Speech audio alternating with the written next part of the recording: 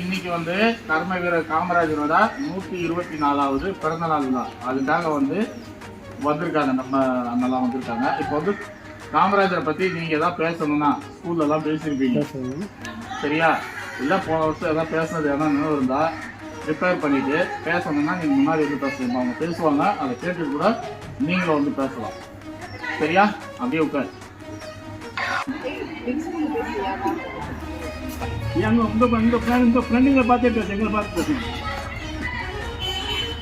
காமராஜர் தமிழகத்தின் விருதுநகரில் குமாரசுவாமி நாடார் மற்றும் சிவகாமி அம்மை என்ற தம்பதிக்கு 1903ஆம் ஆண்டு ஜூலை 15ஆம் தேதி மகனாக பிறந்தார். இவர் பிறந்ததும் இவரது தந்தை அவர்களது குலதெய்வத்தின் அருளாய் பிறந்த பிள்ளை என்பதனால் அவருடைய குலதெய்வமான காமாட்சி என்ற பெயரை சூட்டினார். அவரது அம்மா அவரை ஆசையாக ராசா என்று அழைப்பார். இந்த பெயரை நாளடைவில் மாறி காமராஜர் என்றானது. தனது தொடக்கப்பள்ளி படிப்பை தனது சொந்த ஊரான விருதுநகரில் சத்திய வித்யாசாலா என்ற பள்ளியில் பயின்றார். காமராஜர் படிக்கும்போது இருந்து அவருக்கு விட்டுக் கொடுக்கும் பண்பும் எல்லாரிடமும் அமைதியாக பேசும் பண்பும் போன்ற நல்ல குணங்களை தன்னும் வைத்திருந்தார்.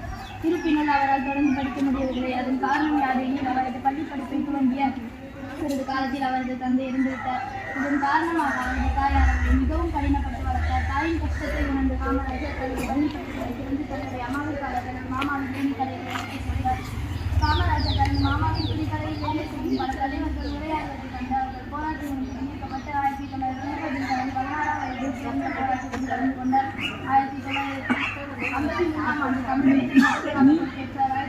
1975ஆம் ஆண்டு அக்டோபர் மாதம் 2ஆம் தேதி பெரியவரான பாரத ரத்னா விருது அவருக்கு பின் வழங்கப்பட்டது. சமூக தொண்டையை பெரிதாக நினைத்து கடைசி வரை திருமணம் செய்து கொள்ளாமலே வாழ்ந்தார். ஒரு மாநிலத்தின் முதல்வராக இருந்த போதும் இறுதி வரை வாடகை வீட்டிலே வாழ்ந்து வந்தார். அவருக்காக சேர்த்து வைத்த சொத்து செல்வாத வேட்டிகள், சட்டைகள், புத்தகங்கள் 150 ரூபாய் மட்டுமே. இப்படிப்பட்ட உன்னதமான நேர்மையான இன்னொரு தலைவரை தமிழக வரலாறு மட்டுமல்ல உலக வரலாறு சந்திக்க வேண்டும் சம்பவம்.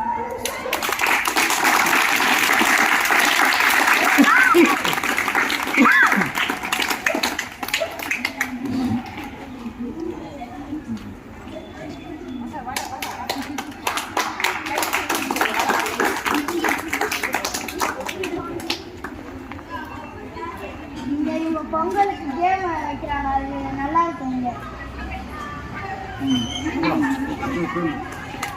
அது வந்து டெய்லியும் ஒன்று வைக்கிறதுனால இந்த தண்ணி ஃபில் பண்ணுற போட்டி, ரன்னிங் ரேஸு, சாக்குப்பை போட்டி எல்லா கேமும் இருக்கும் இங்கே. அது எல்லாத்துக்கும் ப்ரைஸ் தருவாங்க.